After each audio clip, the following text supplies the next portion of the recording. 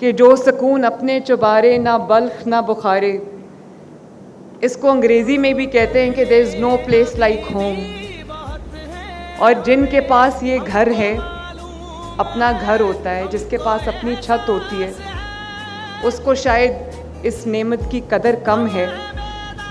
ये सवाल उनसे पूछें, ये तकलीफ़ उनसे पूछें, ये ख्वाहिश की जो शिद्दत है ये उनसे पूछें जिनके पास अपना घर नहीं है, अपनी छत नहीं है।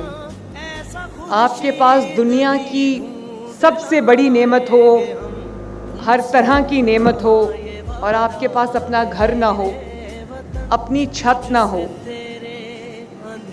तो इंसान को वो कमी महसूस होती है जिसको शायद लफ्ज़ों में बयान करना मुश्किल है।